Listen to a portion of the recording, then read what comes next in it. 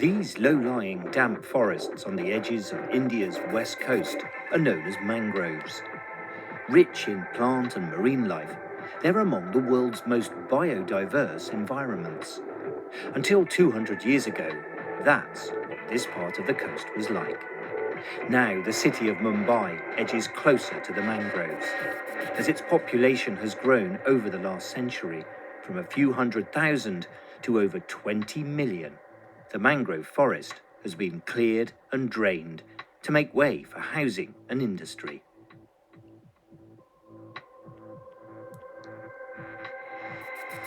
Today, these mangroves are one of the few green spaces left in the city. And environmentalists say that together with Ari Forest in the north, they play a vital role in maintaining the air quality. These are the filters, the lungs of Mumbai. They filter off the pollutants and keep providing a fresh supply of pure air every day. And improving air quality isn't the only environmental benefit the forests and mangroves bring to the city.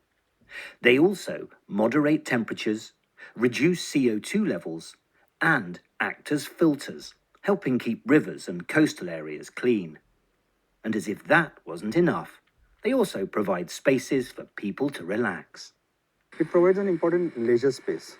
There's no space in Mumbai where you can go cycling, you can go walking, you can go hiking, you can go with your families on a picnic and sit under a tree and have your food, or even listen to the birds. Those places are absent in Mumbai. What you see in Mumbai is nothing but a replica of the typical modern city with all kinds of skyscrapers and all kinds of modern electronic gadgets, the air conditioners and electronic entertainment. Natural recreation is something which is lost in Mumbai, and this is the last space remaining. As Mumbai continues to grow, its green spaces are increasingly under threat. More and more people need more and more space to live. They use more and more services, like water, electricity and sewage. They consume more and more resources, drive more and more cars, and produce more and more waste and pollution. With limited funds and a population predicted to reach 30 million by 2030, the big challenge facing the city authorities is how to manage this extraordinary growth without destroying the environment. In other words, how to make Mumbai a more sustainable city.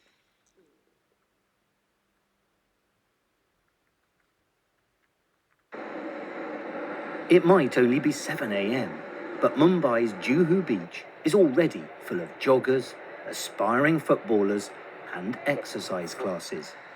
The reason people come here is because it's one of the few open spaces in the city. But walk along the beach, and it won't be long before you come across a scene like this. Every day, anything up to 50 tons of plastic and other rubbish get washed ashore. It's just a fraction of the rubbish that doesn't make it into the collection system, but it gives you some indication of the scale of the challenge facing the authorities as they try to deal with 10,000 tons of solid waste that the city produces every day. This is waste collection Dharavi style. With 1 million people, it's not just Mumbai's, but Asia's largest slum. It might look messy, but rubbish collection's extremely well planned and efficient. Like the 1,000 or so other slums in Mumbai, Dharavi wasn't planned.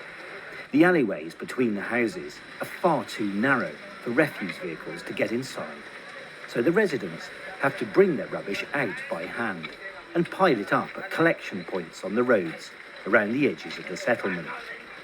But bringing your rubbish out is just the first step in the process. These women are part of an army of over 200,000 people involved in recycling the city's waste. Whether it's on the street or at a refuse dump like here, called rag pickers, every day they sift through thousands of tons of waste in search of plastics, metals, or other materials that can be sold to recyclers. A kilo of plastic bottles will earn them about 15p. It may not sound much, but in a country where the average wage is less than £4 a day, it's incentive enough. The UK recycles about 1/3 of its plastic waste. In Mumbai, it's over 80%. Much of it ends up back in Dharavi, where even more workers sort through plastics to further separate them into colours and types. In other workshops, you'll find people sorting wood, cardboard, and different metals. Dharavi's recycling industries are worth hundreds of millions of dollars a year. Despite this incredibly efficient recycling system, there's a permanent queue of trucks at the city's tips. And as the population has grown, so too has the need for new landfill sites where the city's waste can be buried. Look at a satellite image and you'll see 3 patches of brown where mangroves have been cleared for landfill. The sites at Mulund and Deona are already nearing capacity, so the authorities are having to look at options for opening new sites outside of the city. They're also trying to reduce the amount of waste going to landfill. And in 2017, they introduced a scheme where businesses and residents in large housing complexes had to separate their waste into organic matter for composting and recyclables. Since then, the amount of waste going to landfill has fallen from 9,500 to 7,300 tonnes per day. It's one of several strategies for reducing Mumbai's waste and trying to make the city more sustainable. Take a close look at the bags people are using in Mumbai's markets, and you won't see many plastic ones. That's because in March 2018, the authorities began introducing a new law banning the production and sale of various single-use plastics, including plastic bags. The idea isn't just to reduce the amount of plastic going to landfill, but to cut down on the number of plastic bags that end up in the city's rivers and get washed back in by the sea. For now, keeping Juhu and the city's other beaches clean still means employing hundreds of workers to pick up plastic and other rubbish. But the hope is, by taking single-use plastics out of the system and making people separate recyclable materials themselves, over time, the amount of solid waste that gets washed up here will get less and less. And who knows, maybe one day they won't need anybody to clean the beach at all.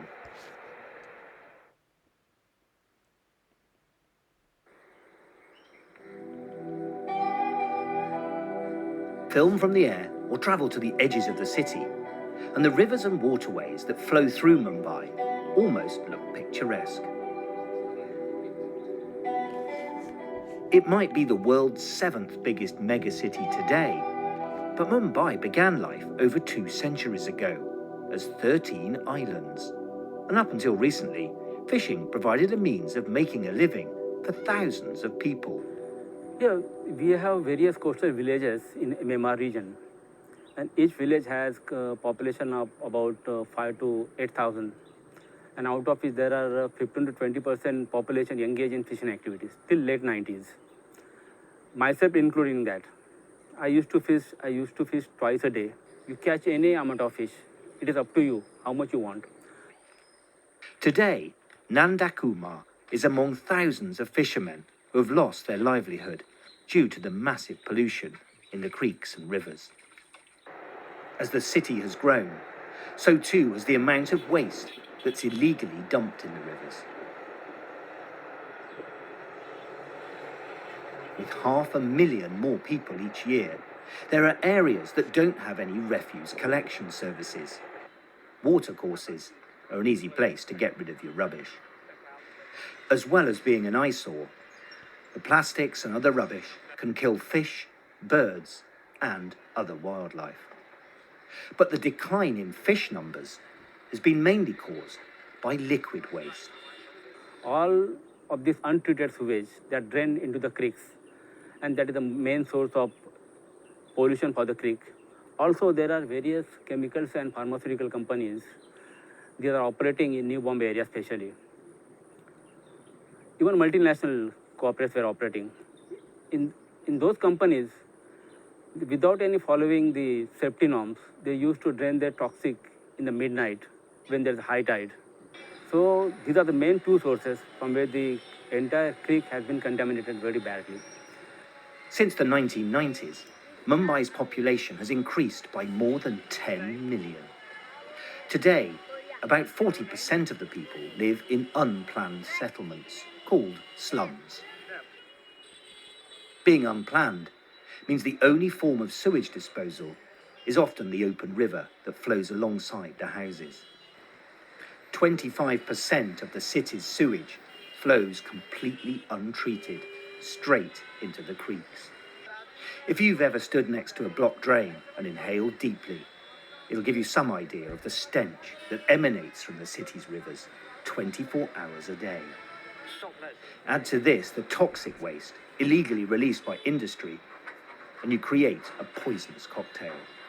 This is the Mithi, one of two main rivers in Mumbai. A water quality survey along it in 2018 found large stretches contained 16 times the legal limit of fecal matter. Effectively, it's an open sewer. For some of Mumbai's slum dwellers, this is the only place they have to wash themselves and their clothes. And to make matters worse, during the dry season, the stagnant water becomes a breeding ground for mosquitoes that spread deadly diseases like malaria and dengue. But right now, connecting slum areas into the network isn't an option because the system is already overloaded.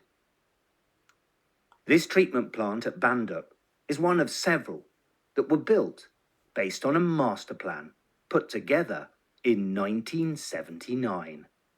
Of course, since then, the city's grown by 10 million people, so the treatment plants simply can't cope with the volumes coming their way. The result is that often sewage only gets a preliminary treatment or even none at all.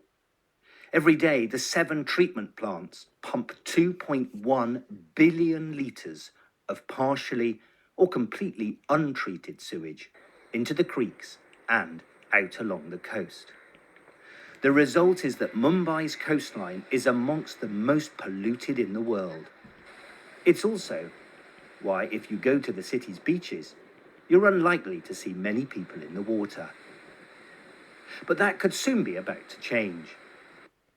In 2017, the city's authorities announced a £1 billion investment to update and expand the 7 existing treatment plants.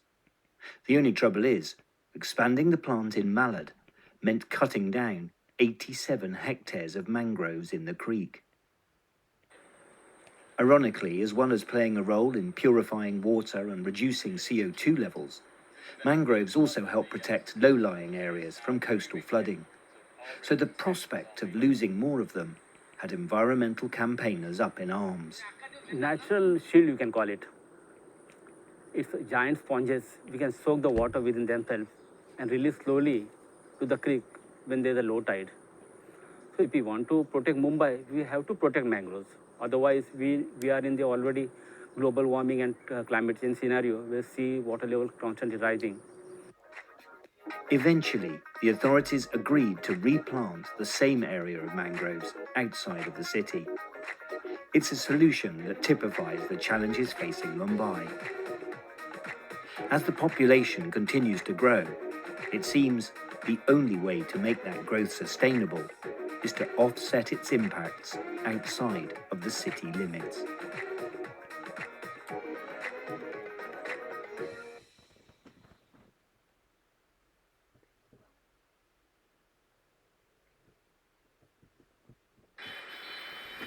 It's rush hour in Mumbai. Every minute of every day, the city's population gets 1 person bigger. That's 500,000 new people every year. And as the population has grown, the city has spread over a wider and wider area. Unfortunately, a lack of resources and planning means that Mumbai's transport network hasn't been able to keep pace with the growth in area or numbers.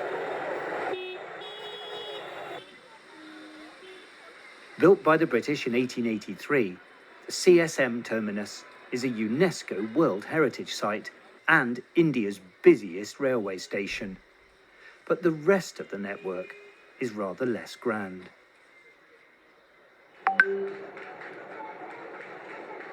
Mumbai's suburban network covers 465 kilometres and carries more than 7.5 million commuters every day.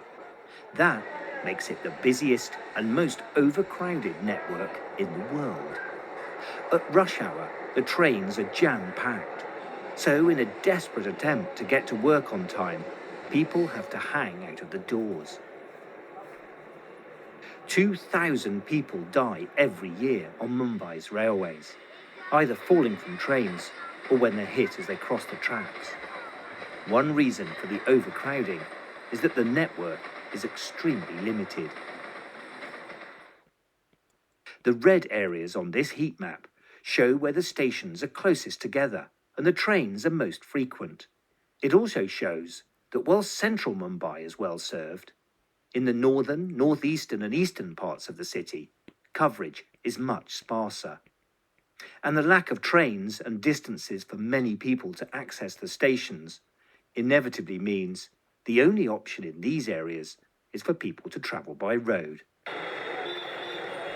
From public buses to private coaches, yellow and black tuk-tuks, taxis and even Uber cars, there's a huge range of vehicles on Mumbai's roads. And as pay and standards of living have gone up for Mumbai's middle classes, there's also an increasing number of private cars.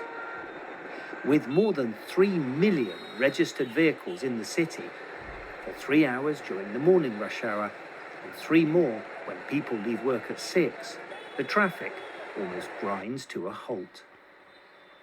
Although the city's introduced restrictions on car emissions, having so many vehicles at a near standstill has a huge impact on air quality. On many days, there's a constant pollution haze. And in terms of air quality, the World Health Organization ranked Mumbai as the 4th most polluted megacity in the world, with levels of particulates more than 5 times the safe level.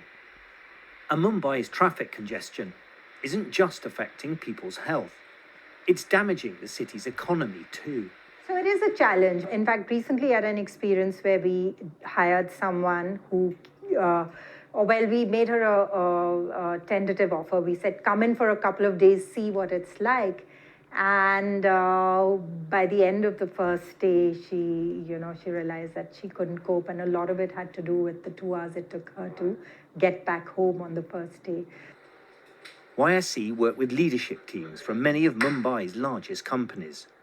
But like their clients in the city's new financial district, they found that poor transport links limit the pool of people they can recruit, because some applicants live in parts of the city that take too long to get here. Despite constant upgrades, the road network simply can't keep pace with the rapid growth in both the numbers of vehicles on the road and the volume of traffic coming into the city.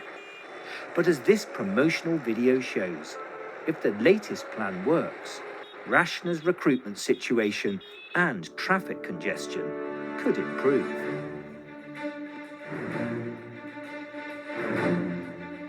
Mumbai, the financial capital of India and home to Bollywood, is gearing up for a major urban public transportation project in the form of Mumbai Metro Line 3.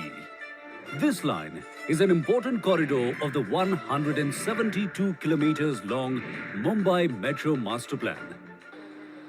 This giant hole in the ground is the access point for one part of Mumbai's new £7 billion metro system. What you see behind me is tunneling work, which is part of the 33.5 kilometer underground metro line in Mumbai. This line has got 27 stations, 26 of which are underground. One station is on surface. This is a very important north-south corridor that connects to important business centers, important commercial centers, the transport hubs, the airports, railway stations, an important residential area. Because it passes through some of the oldest and busiest parts of the city, Metro Line 3 is having to be built entirely underground. It's a huge engineering project that will cost over £2.5 billion and take another 3 years to complete. So what you see here is a rolling stock. It's a train. This train is to take tunneling material inside and the release material outside. 11 million cubic meter of the earth would be removed and disposed of. This is a crucial north-south line, which will benefit in reducing carbon emissions, congestion on suburban lines. When it's finished, Line 3 will provide a rapid transport system, linking businesses and residential areas in the south of Mumbai, the new banking and financial zone called BKC, the international airport, and major residential areas in the north of the city. And Metro Line 3 is just one of 12 lines that are already under construction or approved. By 2030, these lines will create a network 172 kilometres long, connecting new settlements at Thane and Navi Mumbai to the main parts of the city, creating a giant conurbation that'll be home to more than 30 million people. Of course, construction of the metro is one of the reasons that traffic congestion in the city is so bad at the moment. But some estimates say that Line 3 alone will carry 1.7 million passengers a day, reducing pressure on buses and taxis, and cutting the number of private car journeys by around 500,000 a day. The city authorities say if you come back to Mumbai in 2030, when the entire network is operational, people will be spending a lot less time commuting, so they'll have a better quality of life. They also claim the blanket of smog that covers the city today will be a distant memory. But the big question is, will the new network meet the needs of a city that's still growing at the rate of 500,000 people a year? Or will it simply create greater inequalities between those who have easy access to transport and those who don't?